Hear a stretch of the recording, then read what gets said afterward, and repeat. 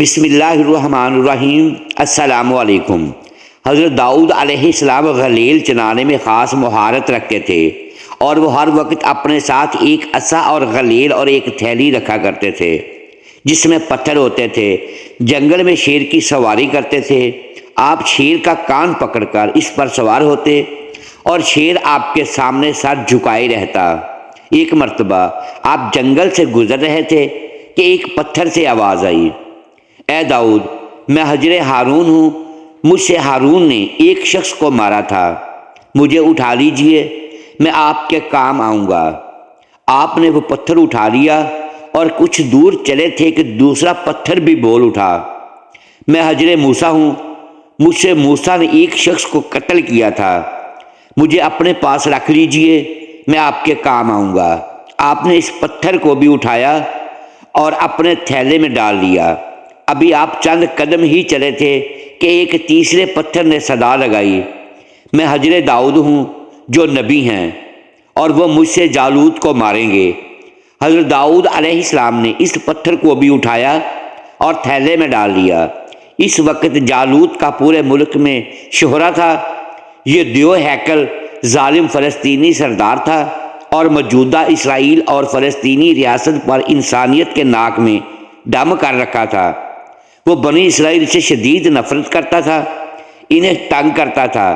ریاست کا بادشاہ طالوت بھی جالوت کے مظالم سے تنگ تھا۔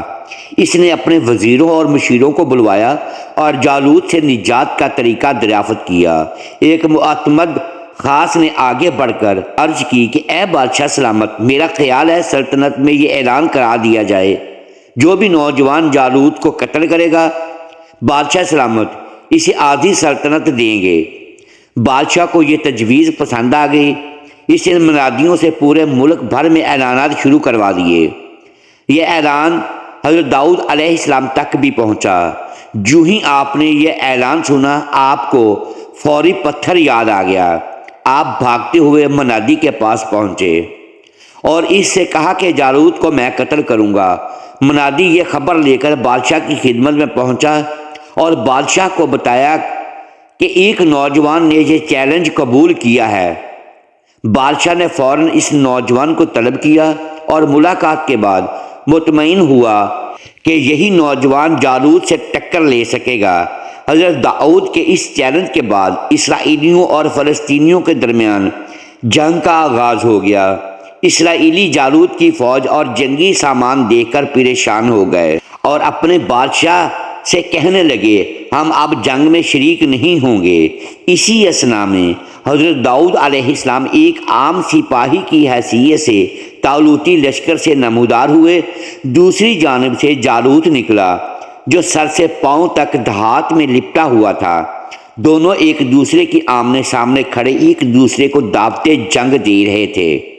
حضرت داؤد علیہ السلام نے اپنے تھیلے سے غلیل اور پتھر نکالا، پتھر کو غلیل میں پھنسایا اور جالوت کے سر پر دے مارا۔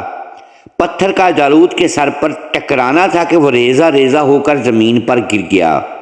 یہ منظر دیکھ کر قوم یہود دنگ رہ گئی۔ پھر اسرائیلیوں نے مل کر فلسطینیوں پر حملہ کر دیا اور انہیں مار بھگایا۔ بادشاہ آگے بڑھا اور اس نے اپنے وعدے کے مطابق حضرت داؤد علیہ السلام کو آدھی سلطنت عطا کی اور اپنی شہزادی سے آپ کی شادی بھی کر دی، اور یوں حضرت داؤد علیہ السلام اس سلطنت کے بادشاہ بن گئے اور یہ محل آپ کی قیام گاہ تھی۔ دوسرا دلچسپ واقعہ یہ ہے کہ مورخین بیان کرتے ہیں کہ ایک خاتون حضرت داؤد علیہ السلام کی خدمت میں حاضر ہوئی اور عرض کیا کہ اے اللہ کے نبی، آپ کا پروردگار عالم عادل ہے یا ظالم؟ حضرت داؤد علیہ السلام نے فرمایا، تیرا ناس ہو اے خاتون، تو کیا بات کر رہی ہے؟ رب تعالیٰ تو سراسر عدل و انصاف ہے، وہ ذرا برابر بھی کسی پر ظلم نہیں کرتا۔ پھر اس سے پوچھا کہ تم ایسا کیوں کہہ رہی ہو، تمہارا کیا معاملہ ہے؟ اس عورت نے اپنا قصہ بیان کرنا شروع کیا، اے خدا کے نبی، میں ایک بیوہ عورت ہوں، میری 3 بچیاں ہیں جن کی پرورش میں اپنے ہاتھ سے سوت کاٹ کاٹ کے کرتی ہوں۔ میں دن بھر بعض اوقات راتوں کو جاگ کر بھی سوت کاٹتی ہوں۔ گزشتہ روز میں اپنا سوت کاتا ہوا ایک سرخ کپڑے میں باندھ کر اسے بیچنے کے لیے بازار جانا چاہتی تھی تاکہ اس کی آمدنی سے بچوں کے کھانے پینے کا بندوبست کروں، لیکن اچانک ایک پرندہ مجھ پر ٹوٹ پڑا اور سرخ کپڑے کا ٹکڑا جس میں نے سوت باندھ رکھا تھا اسے گوشت کا ٹکڑا سمجھتے ہوئے لے اڑا۔ میں یوں ہی حسرت و یاس سے ہاتھ ملتی رہ گئی۔ اب میرے پاس کچھ نہیں کہ میں اپنی بچیوں کو کھانا کھلا سکوں۔ ابھی وہ خاتون حضرت داؤد علیہ السلام سے اپنی داستان بیان کر رہی تھی کہ اتنے میں آپ علیہ السلام کے دروازے پر دستک ہوئی۔ حضرت داؤد علیہ السلام نے آنے والے کو گھر میں داخل ہونے کی اجازت مرحمت فرمائی۔ اجازت ملتے ہی 10 تاجر یکے بعد دیگرے اندر داخل ہوئے، جن میں سے ہر ایک کے ہاتھ میں 100 دینار تھے۔ تاجروں نے عرض کیا، اے خدا کے نبی، ہمارے ان دیناروں کو ان کے مستحق تک پہنچا دے۔ حضرت داؤد علیہ السلام نے پوچھا، میرے پاس یہ مال حاصل کرنے کا سبب کیا ہے؟ تاجروں نے جواب دیا، خدا کے نبی، ہم سب ایک کشتی میں سوار تھے، اتفاقاً ایک زوردار آندھی آئی، کشتی میں ایک جانب سوراخ ہو گیا اور پانی کشتی میں داخل ہونا شروع ہو گیا۔ موت ہمیں سامنے نظر آ رہی تھی۔ ہم نے نظر مانی کہ اگر رب تعالیٰ ہمیں اس طوفان سے نجات دے دے تو ہم میں سے ہر شخص 100 دینار صدقہ کرے گا۔ اب پانی کشتی میں تیزی سے داخل ہونے لگا۔ ہمارے پاس کوئی ایسی چیز نہ تھی جس سے سوراخ کو بند کر سکیں۔ ادھر ہم نے نظر مانی، ادھر رب تعالیٰ نے ہماری مدد کا بندوبست کر دیا۔ ایک بہت بڑا پرندہ منڈلاتا ہوا کشتی کے اوپر آ گیا۔